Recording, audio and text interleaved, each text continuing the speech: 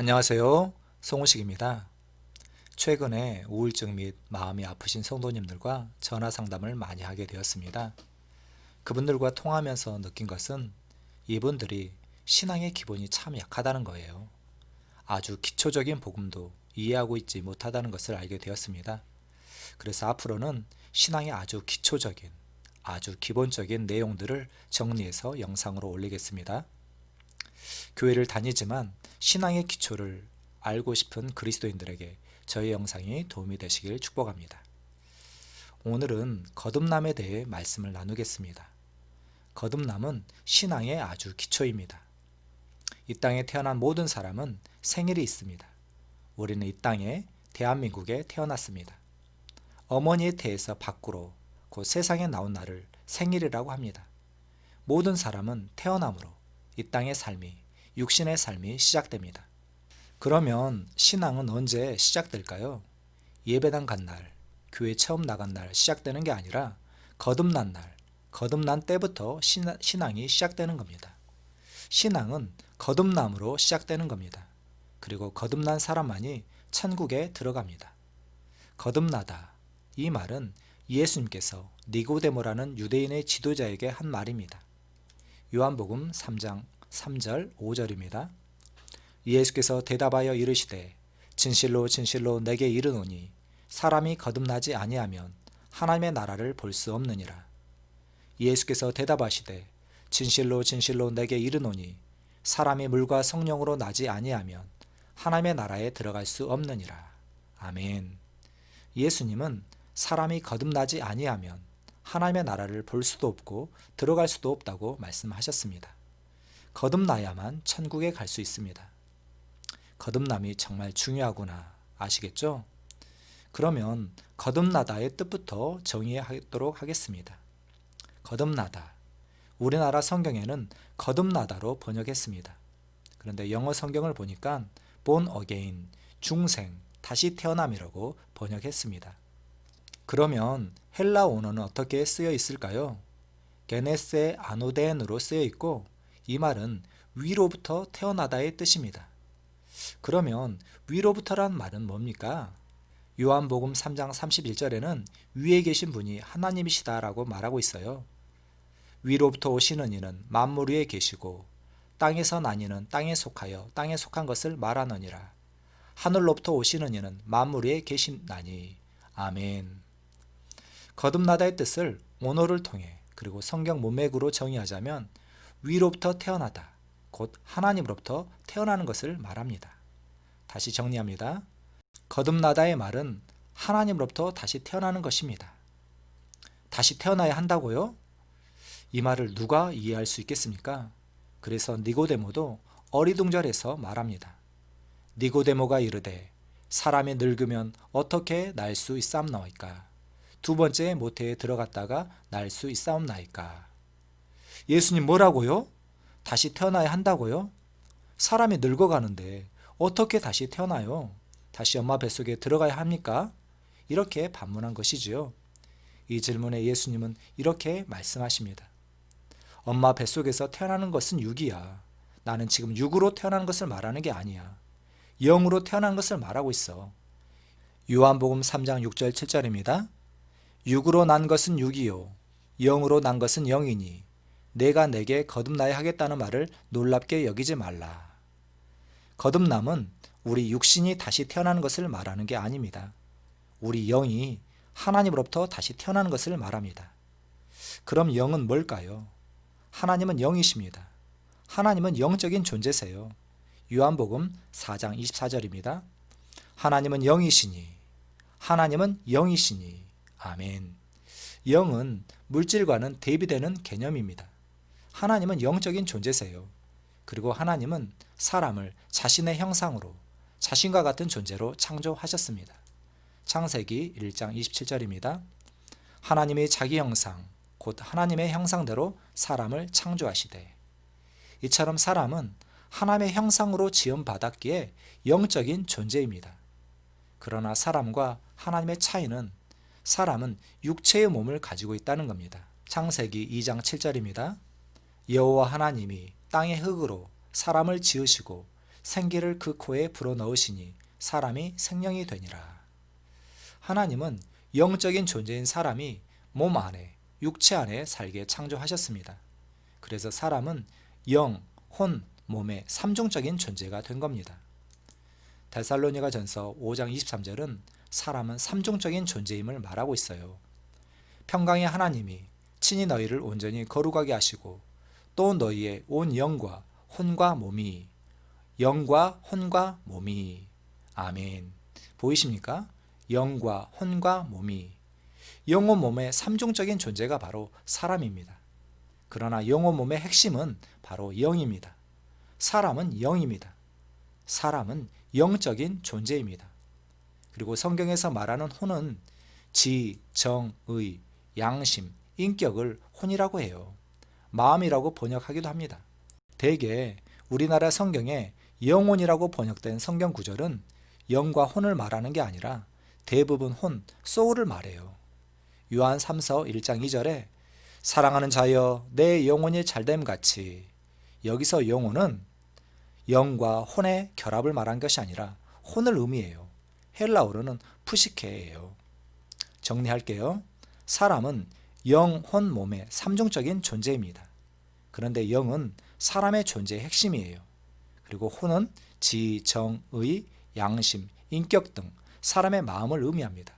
그리고 몸, 육체는 우리 몸뚱이고요. 그러나 안타깝게도 대부분의 사람은 자신을 혼과 몸의 존재로만 인식하고 있어요. 그러나 예수님은 요한복음 3장 6절을 통해 사람의 생명은 몸의 생명뿐 아니라 영의 생명이 있다는 것을 말씀하신 것이지요. 육으로 난 것은 육이요 영으로 난 것은 영이니. 아멘. 사람에게는 두 개의 생명이 있습니다. 영의 생명과 몸의 생명. 그래서 죽음도 두 가지예요. 영적 죽음, 몸의 죽음입니다. 누가복음에 보면 예수님께서 어떤 사람에게 자신을 따르라고 말씀하십니다. 그런데 그 사람은 자신의 아버지가 돌아가셨으니 아버지를 장사한 다음에 따르겠다고 요청하지요. 그 요청에 예수님은 이렇게 대답하십니다. 누가복음 9장 60절입니다. 이르시되 죽은 자들로 자기의 죽은 자들을 장사하게 하고, 죽은 자들로 자기의 죽은 자들을 장사하게 하고 너는 가서 하나님의 나라를 전파하라. 이게 무슨 말입니까? 죽은 자들로 죽은 자를 장사하게 하라. 인간적으로는 도저히 말이 안 되는 말입니다. 어떻게 죽은 사람에게 뭔가를 하라고 해요? 말도 안 되죠. 죽은 사람은 아무것도 할 수 없잖아요. 그런데 죽은 사람 보고 죽은 사람을 장사하게 하라니요. 그러나 사람의 죽음이 이중적이라는 것을 이해한다면, 곧 영적 죽음과 몸의 죽음이 있다는 것을 이해한다면 영적으로 죽어 있는 사람들로 하여금 몸이 죽은 사람을 장사하게 하라는 말이라는 것을 이해하게 됩니다. 아시겠지요? 안타까운 사실은 이 땅에 태어난 모든 사람은 영적으로 이미 죽어 있습니다. 에베소서 2장 1절입니다. 허물과 죄로 죽었던 너희는. 아멘. 이 구절에서 알 수 있듯이 예수님을 믿기 전에 우리는 이미 죽어 있었습니다. 즉 예수님을 믿지 않는 모든 사람은 지금 죽어 있습니다. 영이 죽어 있습니다. 영이 죽은 채로, 영의 생명이 죽음인 채로 그들은 살고 있어요. 영은 죽어 있고 몸의 생명으로 살고 있는 것이지요. 불신자의 영은 지금 죽어 있습니다.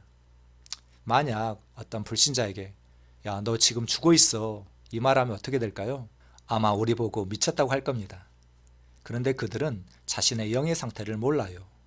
불신자의 영의 상태는 지금 죽어 있습니다. 사람은 영, 혼, 몸의 삼중적인 존재입니다. 그 중에 핵심은 영입니다. 그런데 그 영의 생명이 죽어 있어요. 그러면 왜 죽어 있느냐? 영의 죽음이 뭐냐는 질문이 나오실 거예요. 첫째, 영이 죽어 있다는 뜻은 영이 소멸되었다, 사라졌다는 뜻이 아니에요. 영이 없다는 뜻이 아니에요. 그러면 영이 죽어 있다는 뜻은 그 사람의 영이 하나님과 분리되었다, 하나님과 상관이 없다, 그런 상태에 있다는 겁니다. 에베소서 4장 18절입니다. 그들의 총명이 어두워지고 그들 가운데 있는 무지함과 그들의 마음이 굳어짐으로 말미암아 하나님의 생명에서 떠나 있도다. 아멘. 하나님께서 첫사람 아담을 창조하셨을 때 아담은 하나님의 숨결로 창조된 하나님과 연합한 존재였어요. 그런 사람이 아담의 범죄함으로 하나님과 분리가 일어난 겁니다. 그것을 바로 영의 죽음이라고 하는 겁니다. 창세기 2장 17절입니다. 선악을 알게 하는 나무의 열매는 먹지 말라. 내가 먹는 날에는 반드시 죽으리라 하시니라. 아담은 선악과를 먹자마자 그 영의 생명이 바로 죽었습니다. 영적 죽음을 맞이한 겁니다.